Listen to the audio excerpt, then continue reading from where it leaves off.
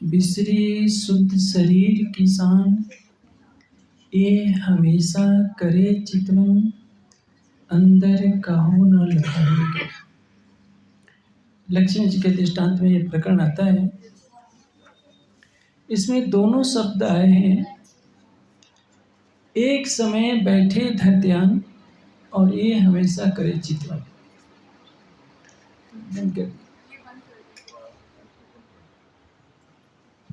सुंदर साथ में एक गलत धारणा प्रवेश कर गई है। ध्यान शब्द सुनते ही हमारे को सुंदर साथ नाक सिकोड़ना शुरू कर देते हैं कि ये ध्यान तो हमारी चीज नहीं है।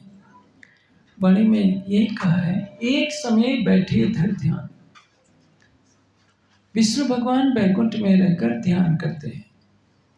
और तीसरा चरण है, ये हमेशा करे चितवन। तो जो ध्यान करते हैं उसी को चितवन करना कहते हैं। चितवनी किसको कहते हैं? हमारी आत्मिक दृष्टि खुल जाए, हम बाहर की आंखों से बाहर के संसार को देखें, आत्मा की आंखों से प्रकृति से परे उस परमात्मा को देखा जाता है। मन की आंखों से सारे जगत को हम देखेंगे। मन इंद्रियों का राजा है और मन हमारी इन भौतिक आंखों के माध्यम से जगत के स्थूल सूक्ष्म पदार्थों को देखता है। लेकिन इससे भी परे जो परम तत्व है, हमारी आत्मा का निज स्वरूप क्या है, ये तब दिखाई देगा जब हमारी आत्मिक दृष्टि खुल जाए। आत्मिक दृष्टि कब खुलती है? भौं भ्रिकुटी पल पापड़ मुस्कत नीलवट केस, इनवित जब हक मुख निरखिए तो खुले अंतर के पट। अंतर के पट खुलना, हमारी अंतर्दृष्टि का खुल जाना। जब तक हमारी बाह्य दृष्टि खुली नहीं रहती है, हम क्या करते हैं? सब सुंदर सा कहीं कार्यक्रम हुआ, खूब नाच लिया, पूछे क्यों कर रहे हो? राज्य को रिझा रहे हैं। आप जो आपके भाव अच्छे हैं, आप राज्य को रिझाना चाहते हैं, लेकिन आपका जो साधन है शरीर का है, इंद्रियों का है, मन का है, इससे राज्य का अनुभव नहीं हो सकता। आपका पैर ही तो काम कर रहा है, आपका मन कहीं और भी भटक सकता है। एक चौपाई आती है कीर्तन में, सुंदर साथ उसको साक्षी के रूप में प्रयोग कर लेते हैं। न जप न तप न ध्यान कछु जोगारम कष्ट, यही बतन चाल ब्रह्मशिष्ट की। ब्रज में हमने क्या किया था? न कोई जप किया था, न तप किया था, न योगाभ्यास किया था, न शरीर को कष्ट दिया था। तो सुंदर साथ इस चौपाई को ढाल बना लेते हैं। इसको समझना है कि वास्तविकता क्या है। ये सत्य है, जप और तप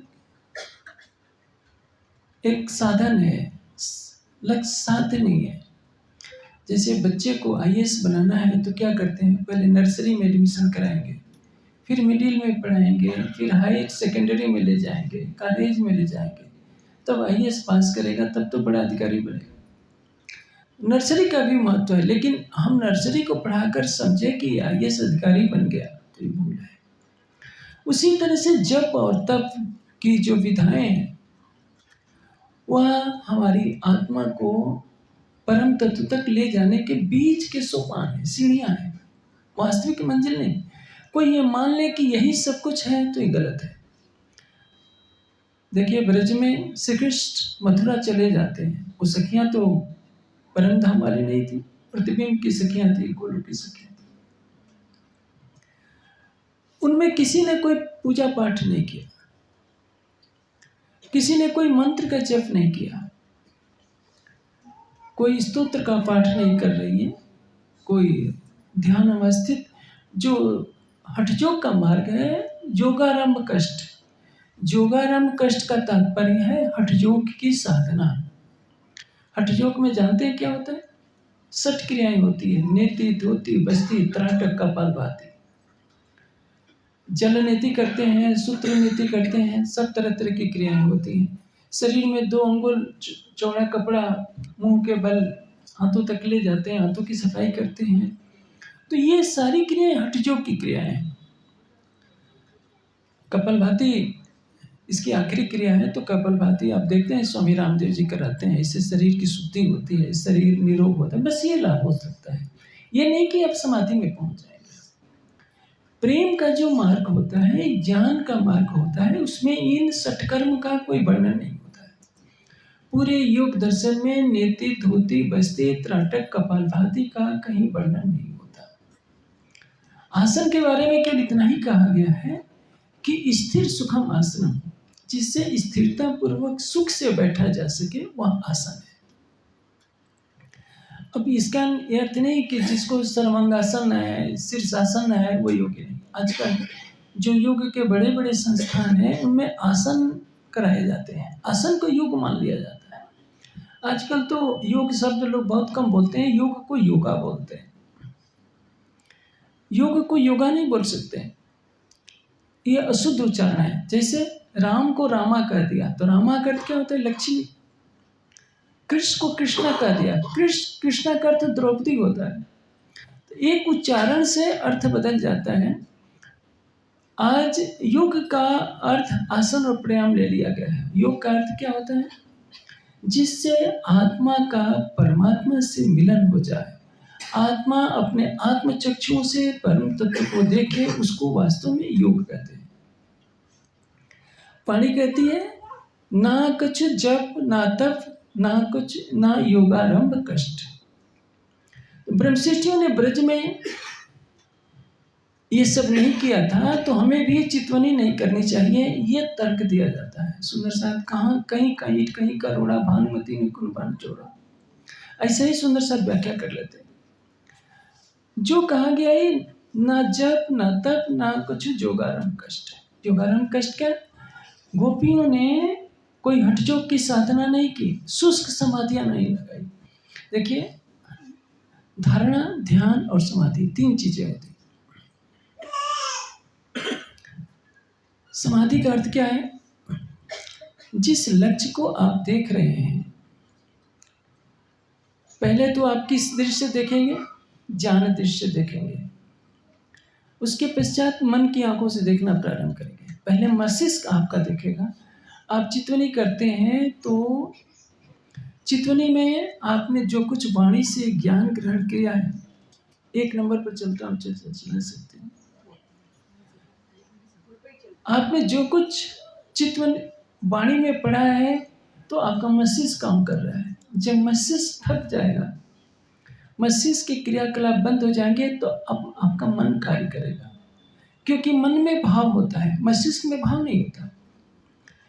मस्तिष्क क्या है? बुद्धि और मन दोनों की कार्यशाला है, लेकिन पहला कार्य मस्तिष्क का होता है। इसलिए कहा जाता है जो दिमाग से काम लेते हैं वो दिल से काम नहीं लेते। दिल और दिमाग दोनों से कोई बिरला होता है जो काम लेता है, और जो दिल से भी काम लेता है, दिमाग से भी काम लेता है, वही सफल होता है। दिमाग से काम लेने वाला शुष्क हृदय का होता है। कहते हैं कि ये केवल दिमाग वाला है, इसके पास दिल नहीं है। जो केवल बुद्धि का विषय बना लेता है परमात्मा को, बुद्धि क्या है? सत्य को दर्शाने का प्रयास करती है, पूरी तरह से दर्शा नहीं सकती। दिल, जब दिल में भाव होता है, दिमाग में भाव नहीं होता। हाँ, यदि दिमाग का कुछ ऐसा, मस्तिष्क का कुछ ऐसा भाग होता है, भाव वाला वो सक्रिय हो जाए, क्योंकि मन चित्त बुद्धि अहंकार सबकी कार्यशाला क्या है? मस्तिष्क है। सामान्य तौर पर मस्तिष्क ज्ञान प्रधान होता है, लेकिन मस्तिष्क का यदि भाव प्रधान भाग जागृत हो गया तो इसका तात्पर्य है अब आपका मन कार्यशील हो गया। जैसे देखिए, परिक्रमा ग्रंथ में जब गणना आती है, इतने थंबे, इतने हिंडोले, इतनी लंबाई चौड़ाई, तो इसमें क्या कौन काम कर रहा है? मस्तिष्क काम कर रहा है। और जब परिक्रमा में किसी शोभा का वर्णन करते करते यदि हौज कौसर की शोभा में आप डूब गए तो आपको वहाँ हौज कौसर की शोभा लग रही है। जैसे यमुना जी में रांची के साथ स्नान कर रहे हैं, मानिक पहाड़ के झूले पर झूल रहे हैं, या चांद चौथमी रात को हौज कौसर के टापू महल की आकाशी पर बैठकर लीला कर रहे हैं, रंग महल की 10वीं आकाशी पर पूर्णिमा पर बैठे हैं, तो वहाँ की शोभा को देखते देखते भाव में डूब गए। अब यहाँ आपका दिमाग का काम नहीं रहा, जहाँ भाव में डूबे आपका दिल सक्रिय हो गया। तो पहले मस्तिष्क की दृष्टि से आप देख रहे हैं, उसके पश्चात मन की दृष्टि से देखें। जब मन का भाव प्रधान भी समाप्त हो गया, विरह केवल चल रहा है। विरह किसको कहते हैं? जब वो पाने के लिए तत्पर हो जाए पूरी तरह से, केवल आंसू जा रहे हैं, भाव भी एक तरह से समाप्त हो गया, विरह हुआ, तब प्रेम आता है। जब आया प्रेम सुहागी तो मोह जल लहरा भागी, और उसी प्रेम की छांव तले प्रीतम का दीदार होता है, और कोई साधन नहीं है। मैं आपको एक दृष्टांत देता हूँ। मेहराज हफ्से में जाते हैं, पहले क्या है, मस्तिष्क काम करता है कि मैंने तो गबन नहीं किया, मेरे ऊपर आरोप लगा। अब ये मस्तिष्क ने अब प्रेरित किया कि नहीं, मुझे प्रीतम को पाना है। मन ने अपना सारा समर्पण कर दिया राजी के चरणों में। अब परिणाम, हफ्से में बैठे बैठे मेहराज तारतम का पाठ नहीं कर रहे, आसन लगा करके भी ध्यान नहीं कर रहे हैं। हृदय से विरह इतना फूटता है कि आर पार की लड़ाई। या तो राज्य सामने आओ, जो लोग आपा पाने ना किया आंख मीची त्यारे तूने अविश्रम। जब तक आप मेरा शरीर छूट जाएगा तो क्या अब तब आओगे? विरह के आंसुओं से पूरा हफ्सा धुल जाता है। जब आ भी सुखी अंग में श्वास विचोड़े संग, तब तुम पर्दा डाल के दियो मुहे अपनो अंग। तब तुम पर्दा डाल के, तब आपने मेरे और आपके बीच में जो पर्दा बना था, आप मेरे हृदय में बसते थे, लेकिन हमें पता नहीं था। आज छठे दिन की लीला में वही अवस्था है। राज्य ने बता दिया है, हक नजीक सहरक से, राज्य प्राण की नली से सबके निकट है, लेकिन हमने एक पर्दा किया है। उस पर्दे के कारण राज्य नजर नहीं आ रहे। पर्दा तू ही करत है अंतर न अड़े। यदि ये पर्दा न होता तो हमारी और राज्य के बीच में तो कोई दूरी ही नहीं। दूरियां हमने स्वयं खींची है। पर्दा क्या है? ये तन का पर्दा है। हक भी कहे दिल में, पर्दा भी कहा दिल, फरामोशी भी कहा दिल को, आया सहुरे बेवरानी का। हक भी कहे दिल में, राज्य हमारे दिल में है, क्योंकि वाणी कहती है हक नजीक से रख से। मिराज के साथ भी ये समस्या है। मिराज के अंदर राज्य बैठे हैं, 1712 में श्री देवचंद जी का धाम गमन हो जाता है, फिर भी राज्य उनके अंदर विराजमान होते हैं, उनको पता नहीं चलने देते। फरामोशी है। आपने तारतम लिया है, परम धाम से आपका संबंध है, आपने अपनी आत्मा का समर्पण अक्षरातीत के प्रति किया है, तो आपकी आत्मा के धाम हृदय में तो है, लेकिन एक पर्दा है। हक भी कहे दिल में, पर्दा भी कहे दिल। पर्दा भी दिल कहे करने का तात्पर्य है हमारा दिल ही पर्दा है। उस पर्दे पर देखिए, जीव का दिल ऐसा पर्दा है जिसमें हमारी आत्मा जीव के कार्यों को देख रही है। जीव अंतःकरण के पर्दे पर देख रहा है, जीव को टस्त है। मन चित्त बुद्धि अहंकार का जो पर्दा है, जैसे मीठा आप खा रहे, मिठाई खा रहे हैं, आनंद किसको हो रहा है? मन को। जीव अनुभूति कर रहा है कि मीठा होता है, आनंद ले रहा है मन। जीव दृष्टा है, जीव को कोई लेना देना नहीं। मन को आनंदित होता हुआ देखकर मन आनंद की अनुभूति कर रहा है, सुख की अनुभूति कर रहा है। और आत्मा जीव के पर्दे पर बैठकर, जीव के ऊपर बैठकर जीव के पर्दे को, जीव जैसा सुख दुख का अनुभव अंतःकरण के माध्यम से कर रहा है, उसको आत्मा देख रही है। पर आत्मा अपनी प्रतिबिंब स्वरूपा आत्मा के रूप में होकर खेल को देख रही है। तो हमारे दिल में राज्य भी है, हमारी आत्मा के दिल में राज्य है। आत्मा जीव के पर्दे पर संसार की लीला को देख रही है, और जीव अपने अंतःकरण के पर्दे पर संसार के सुखों को रसपान कर रहा है। जीव जीवे आत्म अंधे करी, मिल इंद्रियों अंतस्करण अंधेर। आत्मा ने इंद्रियों और अंतःकरण के साथ जीव को अंधा कर दिया है। आत्मा अंधी हो चुकी है, आत्मा को कुछ पता नहीं, लेकिन आत्मा जब देखती है तो जीव के पर्दे पर देख रही है, जीव की लीला को देख रही है। पर आत्मा किसको देख रही है? राज्य के दिल रूपी पर्दे पर माया का खेल देख रही है। ये कितने पर्दे हैं? जीव का पर्दा है, अंतःकरण का पर्दा है, आत्मा का पर्दा है। हक भी कहे दिल में, पर्दा भी कया दिल, फरामोशी भी कया दिल को, आया सहूरे बेवरा निकल। मैं इस चौपाई पर ज़्यादा नहीं बोलूँगा क्योंकि विषय अंतर हो जाएगा। मैं संक्षेप में समझा देता हूँ। पर्दा भी कया दिल को, हक भी कहे दिल में, पर्दा भी कया दिल, फरामोशी भी कया दिल को। हमारे दिल में फरामोशी है। एक तरफ वाणी कहती है,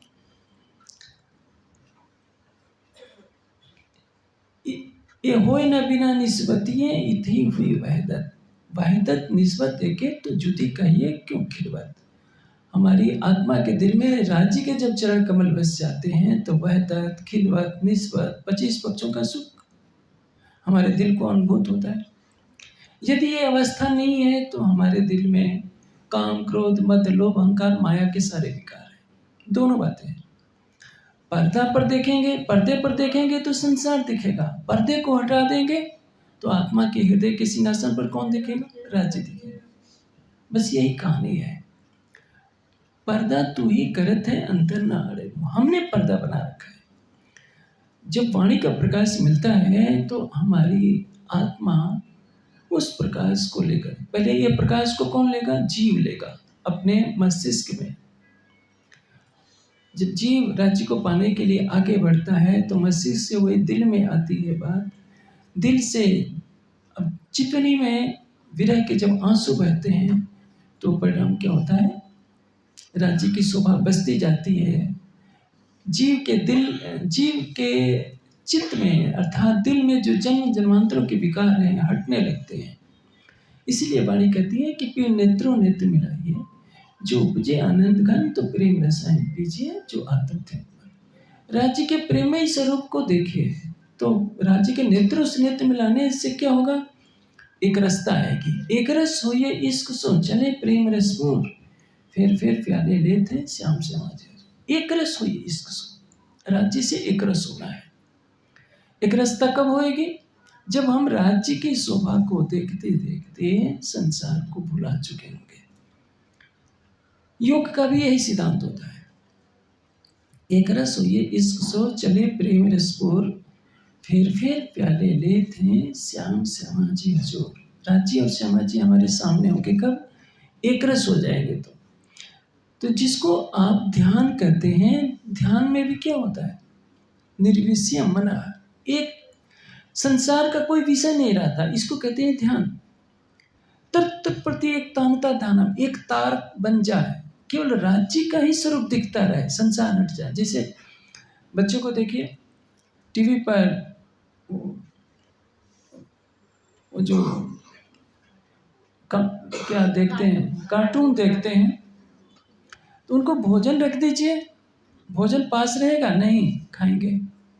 ये डांट पड़ती है तो एक हाथ से खा रहेंगे, लेकिन नज़र उनकी भोजन की थाली पर नहीं, कार्टून पर होती है, क्योंकि उनका तार बद गया है। उसी तरह से राज्य की शोभा को देखते देखते हमें ऐसा लगे कि संसार है ही नहीं। यही तो चितवनी है। ध्यान की जो परिभाषा है वही चितवनी की परिभाषा है। हाँ, धारणा जिसको कहते हैं, धारणा किसको कहते हैं? देश बंधा चित्त से नाम धारणा। किसी स्थान विशेष में, किसी लक्ष्य विशेष में आप चित्त की वृत्तियों को, मन को लगाइए तो धारणा कराएगी। शब्द अलग अलग हैं, भाव एक ही है। जिसको आप चितवनी कह रहे हैं, अभी मैंने चौपाई पढ़ी, एक समय बैठे धर ध्यान, विसरे शुद्ध शरीर की सान। विष्णु भगवान बैकुंठ में बैठे बैठे ध्यान अवस्थित हो जाते हैं, विसरे शुद्ध शरीर की सान। उनको अपने शरीर की सुध नहीं रही। तो शरीर की प्रतीति न होना, वो क्या है? प्रत्याहार। भाषा अलग अलग है, लक्ष्य एक है। हम सुंदर साथ ध्यान से घृणा करने लगते हैं कि हम तो उठते बैठते चलते फिरते चितवनी कर लेते हैं। चितवनी उठते बैठते चलते फिरते नहीं हो सकती, उसको कहते हैं भावलीनता। भावलीनता का तात्पर्य क्या है? भावों में डूबे रहना। उठते बैठते सोते जागते आपके दिल में केवल राज्य रहे, राज्य की बातें कीजिए, संसार की किसी की निंदा न कीजिए, किसी के प्रति मन में बुरे विचार न रखिए, सपने में भी किसी का अहित न सोचिए, क्योंकि ब्रह्म सृष्टि का लक्षण क्या है? साफ दिल सुहागनी कभू न दुखावे के। जब किसको कहते हैं?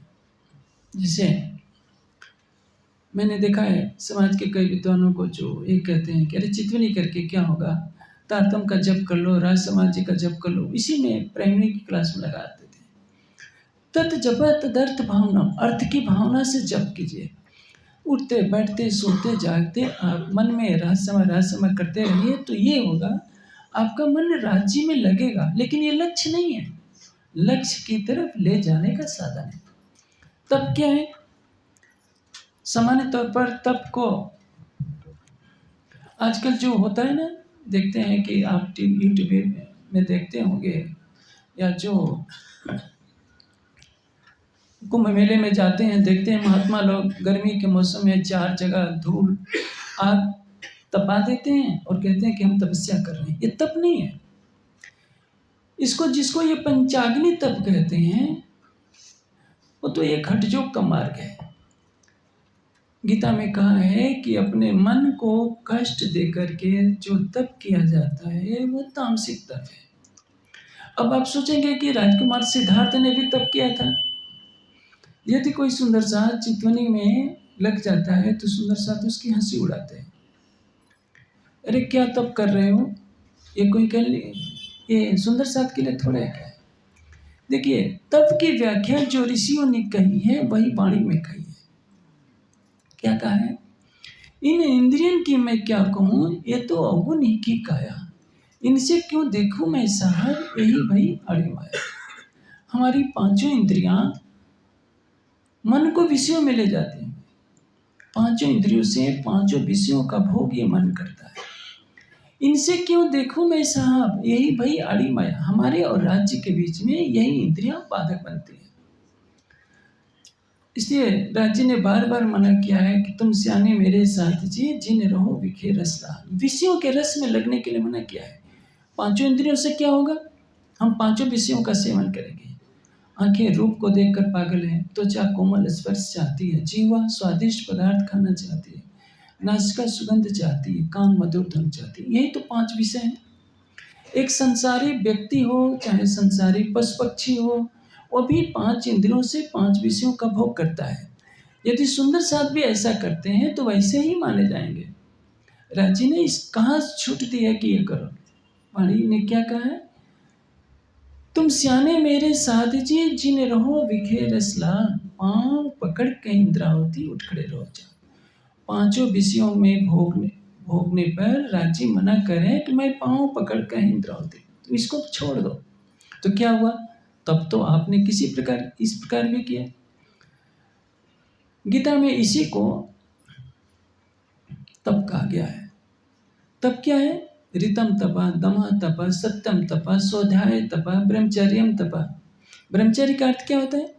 ब्रह्म में विचरण करना, अक्षरातीत के प्रेम और आनंद के सागर में विचरण करना ही ब्रह्मचर्य है। केवल विवाह न करना ब्रह्मचारी होना नहीं है। ये तो शारीरिक ब्रह्मचर्य है। मानसिक ब्रह्मचर्य क्या है? मन से विषय का चिंतन न करना मानसिक ब्रह्मचर्य है। वास्तविक ब्रह्मचर्य क्या है? यदि आप चितवन में हैं, राज्य के प्रेम श्रृंगार में डूबे हैं, तो आप सच्चे ब्रह्मचारी हैं। आप ध्यान करते हैं तो आप सच्चे ब्रह्मचारी हैं। तब क्या है? मैंने कहा यदि आप स्वाध्याय तप, वाणी का आप चिंतन करते हैं तो आप तप करते हैं। राज्य ब्रह्मचर्य तप, आप वाणी का चिंतन करते हैं, वाणी पढ़ते हैं तो आप तप करते हैं। मन और वाणी से किसी को कष्ट नहीं देते हैं तो आप तप करते हैं। वाणी का तप गीता में क्या कहा गया है? अनुद्वेग कर्म सत्यम प्रियहितम च। हम ऐसी भाषा न बोलें जिससे किसी के हृदय को कष्ट हो। इसको क्या कहते हैं? वाणी का तप। राज्य ने क्या कहा है वाणी में? ये मोहे सहयो न जावे, जो कहे साथ में कटु वचन। यदि कोई सुंदर साथ किसी को कटु वचन कहता है तो मुझे सहन नहीं होगा। जो साथ में होत है प्रीत, त्यो तो मोहि को होत है सुख। जो विरोध करत है साथ में, अंत वाहि को है जो दुख। यदि कोई सुंदर साथ में विरोध करता है तो वो अपने लिए दुख का पहाड़ इकट्ठा कर रहा है। और यदि कोई आपस में प्रेम करता है, सौहार्द से रहता है, तो महामती जी कह रहे हैं कि मुझे सुख होता है। तो ये भी एक तप हुआ।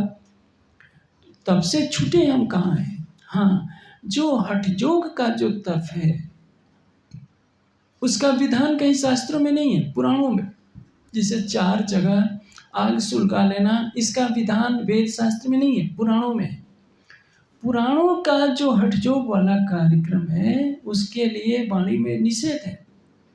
जैसे एक है काया कष्ट। ये भूल किसने की?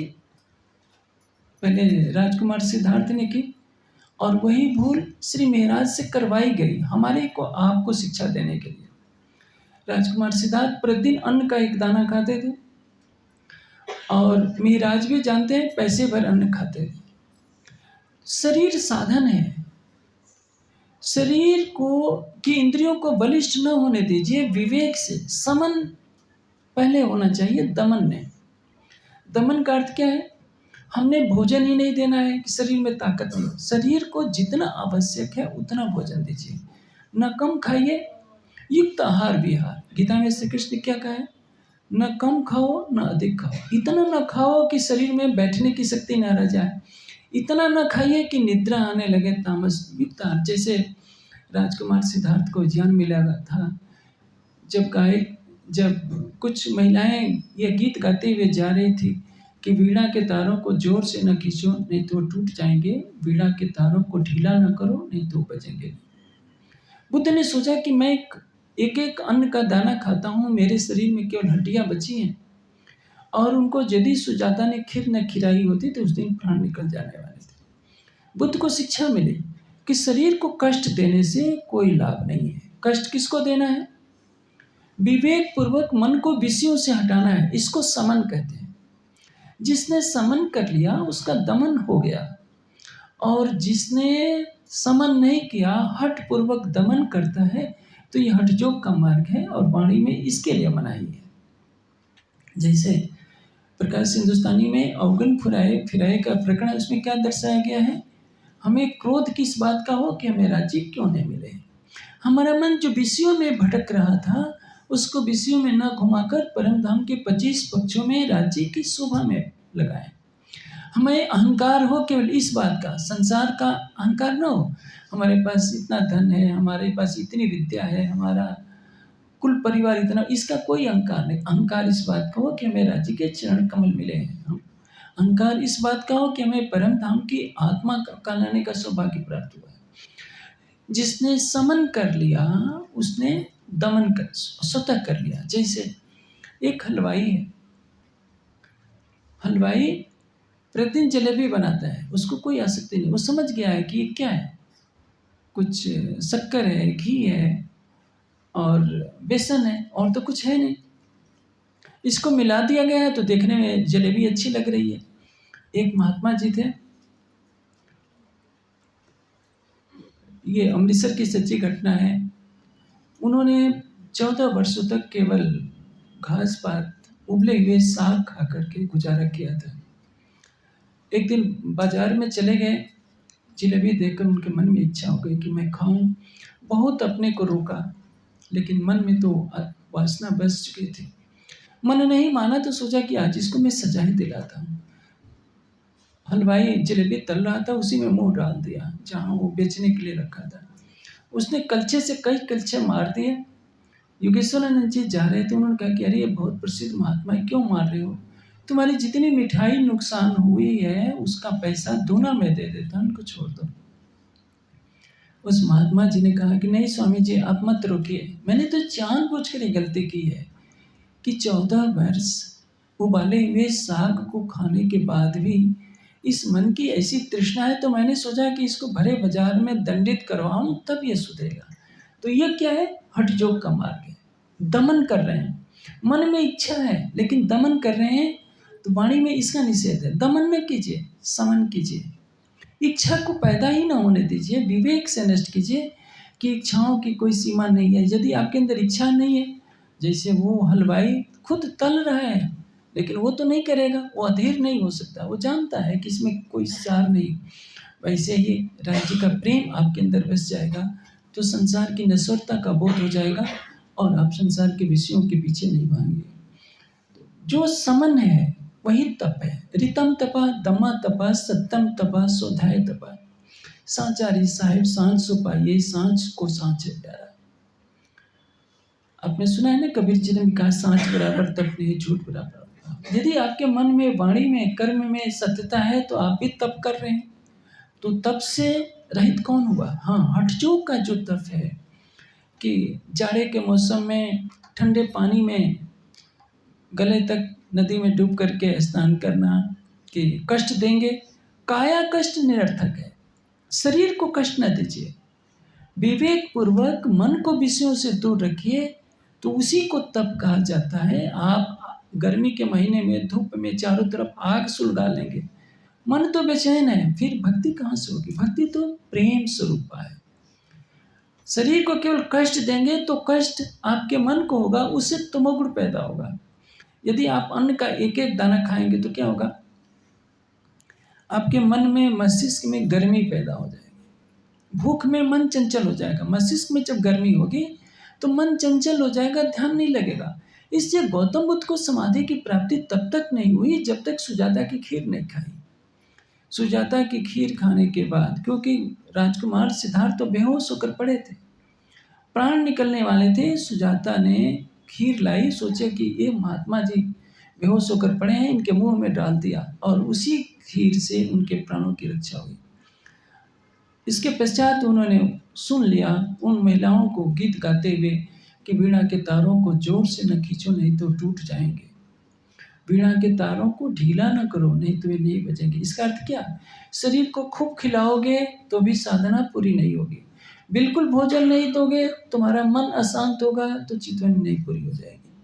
इसी को कहते हैं युक्त आहार विहार। बहुत सोएंगे तो भी तामस पैदा होगा, बहुत जगेंगे तो भी निद्रा आती रहेगी, झपकी रहेगी, आपकी साधना नहीं पूरी हो सकेगी। इससे सम्यक मार्ग, जो मध्य मार्ग है, जितना चाहिए आहार संतुलित हो, निद्रा संतुलित हो, विवेक दृष्टि हो, तो जो ऋषियों ने जिसको तप कहा है वही मार्ग सुंदर साथ के लिए भी है। जो वाणी में चौपाई आती है, ना जप ना तप। जप क्या है? यदि आप 6 चौपाइयों का जप करते रहते हैं तो क्या है? बुद्धि में ये ज्ञान की बातें आती रहती हैं। 6 चौपाइयाँ जप कर रहे हैं, एक कर्मकांड का रूप ले लेती है। आप चितवनी के प्रारंभ में 1-2 बार जप अवश्य कर लीजिए ताकि मन संसार से हट जाए। उठते बैठते सोते जागते मन में जीभ न हिले, होठ न हिले। जब चितवनी में भी मन भटक रहा है तो बिना जीवा होठ को हिलाए राज समाधान धनी प्राणनाथ प्राण, जो भी शब्द अच्छा लगता है अंतरात्मा की आवाज से पुकारिए। कोई बंधन नहीं है। कोई ये नहीं सोचिए कि मंत्र का पाठ करेंगे तो अशुद्ध हो जाएगा तो ये नाश हो जाएगा। राज्य कभी नाश करने वाले नहीं है। राज समा कहिए, धामधनी कहिए, प्राण वल्लभ कीजिए कहिए, प्राण प्रीतम कहिए, हृदय से पुकारिए। राज्य को केवल प्रेम की भाषा आती है, व्याकरण की भाषा नहीं आती है। राज्य कभी रूठते नहीं कि तुमने ऐसा उच्चारण कर दिया। लोगों को डरा दिया जाता है कि देखो मंत्र अशुद्ध हो जाएगा तो तुम्हारा नाश हो जाएगा। ऐसा यदि राज्य ही नाश करने लगे अपने ही सुंदर साथ का तो वो राज्य नहीं है। इसलिए आपके हृदय में केवल एक भाषा होनी चाहिए, वो प्रेम की भाषा। गोपियों ने यही प्रेम की भाषा सीखी थी और उसी प्रेम की भाषा से श्री कृष्ण को पुकारती थी। वो कोई पूजा पाठ नहीं करती थी। जब श्री महाराज हफ्से में जाते हैं तो वो भी हमारी तरह कर्मकांड नहीं करते, न कोई तारतम का पाठ करते हैं, न आप कहेंगे कि वो तो आंखें बंद करके चितवनी भी नहीं करते, क्योंकि उनकी आंखों से, उनके हृदय से संसार हट चुका था।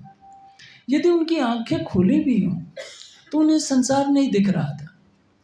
आप आंखें बंद भी करते हैं तो मन में आपका संसार एक शुरू हो जाता है, इससे लेना है, इतने देना है। महाराज विरह की उस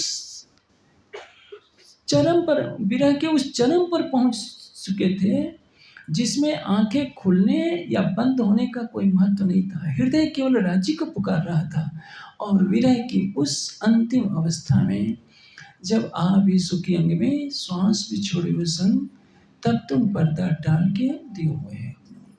विरह में शरीर एक तरह से छूट सा गया। तो आप भी मत समझ लीजिए कि हम भी 6 महीना कुछ खाएंगे पिएंगे नहीं, मेराज की तरह होंगे तो राज्य मिल जाएंगे। आपके लिए नहीं है, क्योंकि मेराज का जीव पहले से ही निर्मल था। हिमालय के कलाप ग्राम में मीराज और देवचंद जी का जीव पहले ही निवासी रह चुके हैं दोनों, और उन्होंने कठोर साधना की है। पहले के सिद्ध महापुरुष का जीव है, सामान्य जीव नहीं है। हमारे और आपके जो जीव हैं माया के सुखों में लिप्त हैं, इसलिए हम उनकी नकल करेंगे तो हमें सफलता नहीं मिलेगी। हमें वह मार्ग अपनाना है जो वाणी में दर्शाया है, प्रेम पूर्वक चित्रण, जो जो अरसों नजीक ते तो खेल हुए दूर। जीवन को निमित्त बनाइए, चितवनी की अनिवार्यता कीजिए। आपने देखा इसी चौपाई में कहा है, ए हमेशा करे चितवन। विष्णु भगवान भी चितवन करते हैं, उसी को ध्यान करते हैं। आत्मचक्षु जब खुल जाए, आत्मचक्षुओं से जब राज्य की शोभा देखने लगे, संसार भूल जाए, तो ये ध्यान की गहन अवस्था है। और उसकी पराकाष्ठा क्या है? समाधि। केवल राज्य ही राज्य रह जाए, हमें संसार का कोई प्रतीत न हो, कोई भी प्रतीति न हो, इसको कहते हैं समाधि। और जब मन से, शरीर से, इंद्रियों से आपके होठ हिल भी नहीं रहे, राजसमा भी उच्चारण होना बंद हो गया है, केवल आपकी आत्मा राज्य को देख रही है, और उसके लिए आपको प्रेम के मार्ग पर चलना पड़ेगा, चितवनी के मार्ग पर चलना पड़ेगा। इसलिए सुंदर साथ जहाँ ध्यान शब्द आया, साधना शब्द आई, तप शब्द आया, तो बहाना बना देते हैं कि देखिए वाणी में तो लिखा है कि ना जप ना तप ना जोगारंभ कष्ट, तो हमें कुछ नहीं करना है, हमें खूब खाना पीना है, खूब नाचना है, खूब कूदना है, इसी को रिझाना मानते हैं। कुरान के हरूफे मुक्तियात 14 हैं, उसमें साध होता है। साध का अर्थ होता है रिझाना। आज तक इस संसार में कोई भी अक्षरातीत को रिझा नहीं पाया है। इसलिए कहा कि अक्षरातीत को कैसे रिझाया जाएगा, ये केवल ब्रह्म सृष्टि जानती है, संसार के जीव नहीं जानते।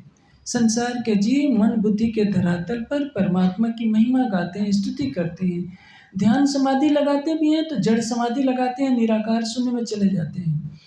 वास्तव में तो केवल परम धाम के सुंदर साथ का नैतिक उत्तरदायित्व था कि वो चितवनी के ध्यान के मार्ग पर चलते और सारे संसार को परम धाम का दर्शन कराते। लेकिन दुर्भाग्य है कि हमारे समाज का 80 से ज़्यादा प्रतिशत सुंदर साथ आज भी चितवनी से दूर है। वो नाचने कूदने को ही सब कुछ मान लेता है। ढोल जोर से ढोल के पीट रही है, नाच रहे हैं, कूद रहे हैं, ये तो बच्चों का काम है। यहाँ पहली कक्षा है। अब देखिए वृंदावन में कितनी मंडलियाँ हैं, रास मंडलियाँ नाचने कूदने की। ये अंतिम चीज़ नहीं है, ये तो दुनिया पहले से कर रही थी। राज्य को रिझाना कैसे है? मैं लिखा है तुमको एक बार करो मेरे साथ, वाणी में क्यों कहा? 10 बार जी कहूँ कर कर तुमको याद, एक बार मुझे साथ कर लो तो मैं तुम्हारे आगे 10 बार जी करूँ। आप पूरी रात नाचते रहिए, क्या राज्य आपके सामने प्रकट होकर जी करेंगे? नहीं करेंगे। आपने प्रेम की आंखों से राज्य को रिझाया नहीं। प्रेम की आंखों से रिझाने के लिए क्या होगा? शरीर से परे होना पड़ेगा। शरीर से परे कब होंगे? जब आप ध्यान में डूब जाएंगे, चितवनी में डूब जाएंगे।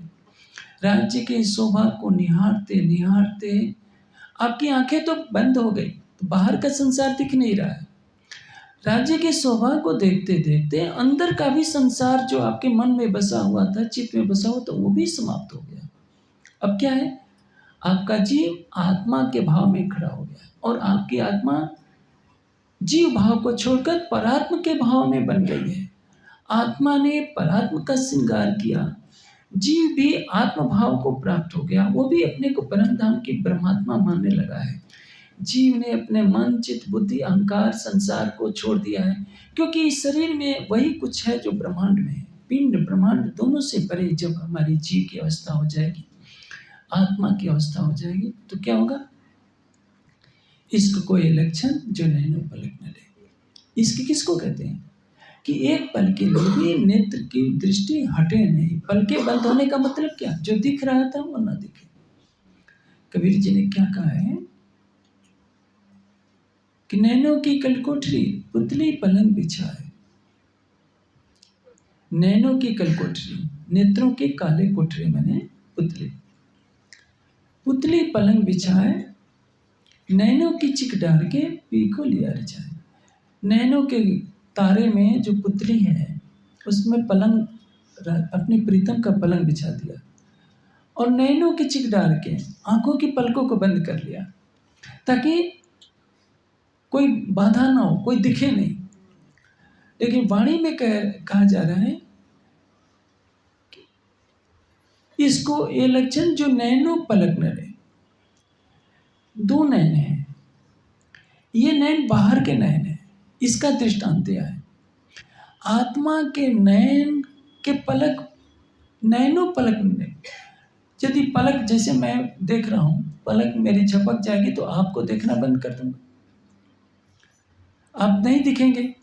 वाणी कह रही है कि हमारी दृष्टि राज्य को अपलक नेत्रों से देखती रहे, नेत्रों की पलकें कभी बंद न हो। कबीर जी कह रहे हैं कि नैनों के पलकों को बंद कर लूं, कभी खुले नहीं, ताकि मैं अपनी अंदर जो पुतली में प्रीतम की छवि को बसाई हूं वही देखती रहूं। पलकें खुल जाएंगी तो संसार दिखेगा। देखिए, दोनों का भाव एक है।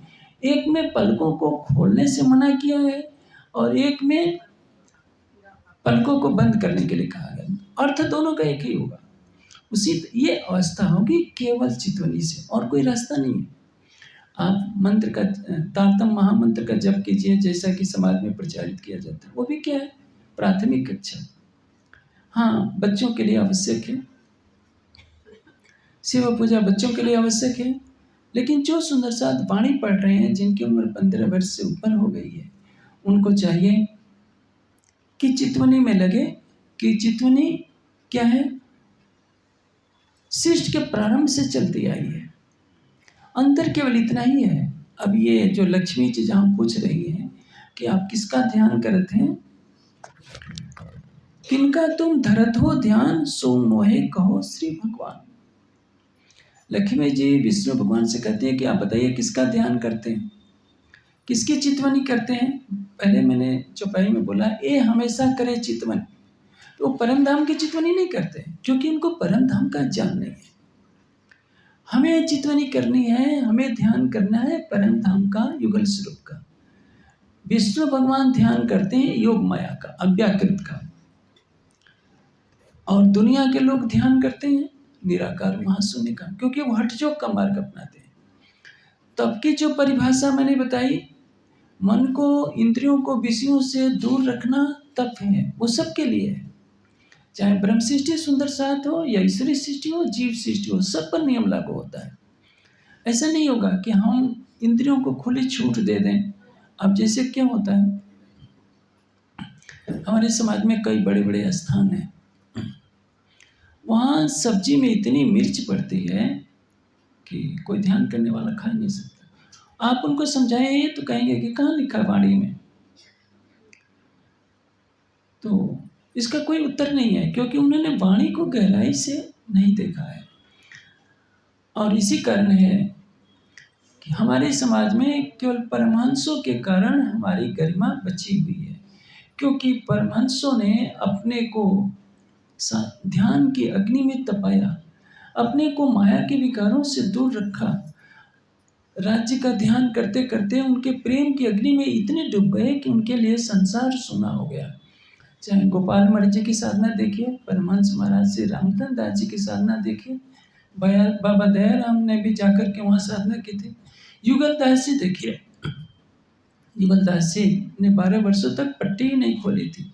युगल दास जी थोड़े कहते थे कि प्रतिदिन मुझे खीर बनाओ, मुझे लहसुन प्याज की चटनी खिलाओ, कभी नहीं कहते थे। यदि हम अपने मन इंद्रियों पर नियंत्रण नहीं रख पाएंगे तो क्या होगा? ये बेलगाम घोड़े की तरह, जैसे रथी होता है उस पर बैठा होता है, घोड़ों को छूट दी जाए तो वो गड्ढे में गिरा देते हैं। इंद्रियों को छूट देने पर ये हमें पतन के गर्त में गिरा देगी। इसलिए माया से बचने का एक ही तरीका है। जिसके आदेश से माया का खेल बना है उसी को अपने हृदय मंदिर में बसा लीजिए। माया गई पुताने घेर, अबे आत्म तो ज्ञानी के। एक लंबा अरसा हो गया सुंदर साथ को चितवनी छोड़े हुए, इसलिए ऐसा लगता है कि एक कठिन रास्ता है। इससे सरल और इससे अधिक वास्तविक मार्ग कुछ नहीं। आप नृत्य करेंगे, परिक्रमा करेंगे, गाएंगे, बजाएंगे, कितने घंटे थक तो जाएंगे। आपने आसन किसी से कर लिया, आप बैठे हैं, 6 घंटा बीत गए, आपको पता ही नहीं चला कि 6 घंटे कैसे बीत गए। और ये सबसे बड़ा नशा है। यदि नानक जी कहते हैं कि नाम कुमारी नानका चढ़े रहे दिन दिन, उनके नाम को स्मरण करने मात्र से उनको उसका नशा नहीं जा रहा है। आप प्रीतम की छवि को एकटक देखते रहेंगे तो आप सोचिए उसको छोड़कर कुछ और करने की इच्छा करेंगे। इसलिए आवश्यकता यह है कि आज समाज अपनी आत्मिक उन्नति के बारे में सोचे कि हमारी आध्यात्मिक उन्नति का मार्ग चितवनी से होकर जाता है। इसी को ध्यान करते हैं। यदि कोई सुंदर साथ बैठ करके चितवनी करता है और भूल से ध्यान शब्द उच्चारित कर लिया कि मैं ध्यान करता हूँ, सब सुंदर साथ हंसी उड़ाने लगता है। कहाँ लिखा है वाणी में ध्यान करना? इसलिए आज मैंने वो चौपाई बोली जिसमें ध्यान और चितवनी दोनों को एक ही कहा गया है। जब शरीर, मन और इंद्रियों से परे हमारी आत्मिक दृष्टि अपने आत्मिक स्वरूप से लक्ष्य को देखने लगती है, राज्य को देखने लगती है, तो उसको चितवनी कहते हैं। चितवनी का अर्थ क्या है? जैसे नेत्र के जैसे चितवन से देखते हैं, तिरछी चितवन, नेत्रों की तिरछी चितवन का अर्थ क्या है? नेत्रों की तिरछी दृष्टि, प्रेम की दृष्टि। उसी तरह से आत्मदृष्टि से देखना ही ध्यान है और उसी को चितवनी कहते हैं। ये भाषा का अर्थ है, विवाद है। आत्मदृष्टि ही चितवनी कहलाती है और उसी से प्रीतम को देखा जाता है। शरीर, मन और इंद्रियों से कोई वास्ता नहीं होता। इसलिए अब आप किसी भी दूसरे संप्रदाय के व्यक्ति को कह सकते हैं कि जो ध्यान है हमारा परम धाम का ध्यान है। आप निराकार का ध्यान करते हैं या किसी काल माया के देवता का ध्यान करते हैं। हमारा ध्यान तो वैकुंठ शून्य से परे, बेहद से परे परम धाम का है। यही करने की मंगलाचरण में क्या कहा है? सुपन बुद्धि वैकुंठ लो या निरंजन निराकार, सुख्यों शून्य कूलन के सखी मेरी लेवे पार। सपने की बुद्धि वैकुंठ और निराकार तक का वर्णन करती है और तारतम वाणी का यह ज्ञान हमें उससे परे ले जाता है। सुंदर साथ के मन में ये संशय रहता है कि महाप्रलय कब होगा, हमारे जीव का क्या होगा। देखिए, मूल स्वरूप के दिल में जो कुछ है वो उसी समय होगा। एक पल न तो पहले होगा न एक पल बाद में होगा। और राजी ने ये निर्धारित नहीं किया है और कर देंगे तो बहुत अनर्थ हो जाएगा। इसलिए वाणी में लिखा है, ये दिन किने न किया मुकर्रर। यदि बता दिया जाए कि इस तारीख को महाप्रलय होना है तो त्राही त्राही मच जाएगी। न कोई कुछ करेगा न कोई कुछ करेगा। परीक्षा ही क्या हुई? ये तो पेपर आउट कर देने वाली बात हो गई। हर कोई आंखें मूंद लेगा कि हम तो जागृत हो गए। आपको वाणी दी जा रही है, चितवनी का मार्ग बताया जा रहा है।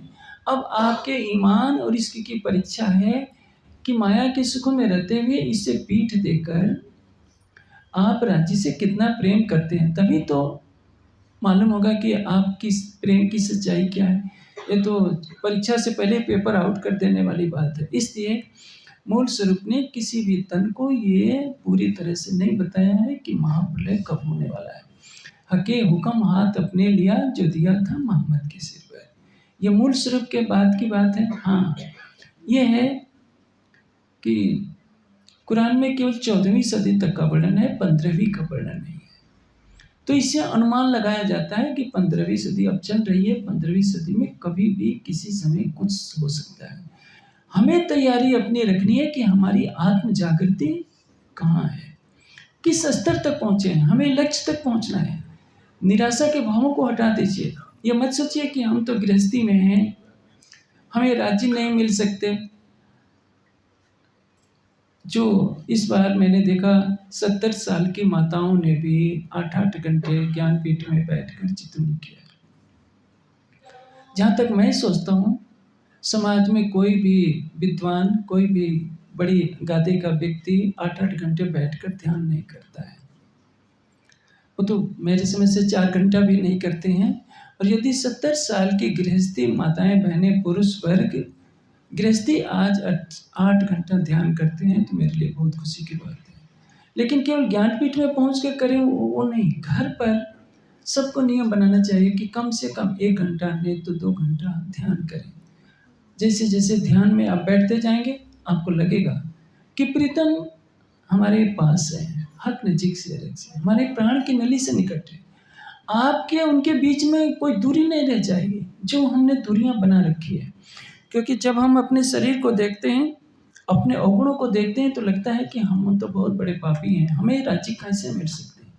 जो पाप हो रहा है आपके जीव की तरफ से हो रहा है। ये जीव तो सृष्टि के प्रारंभ से पाप कर रहा है।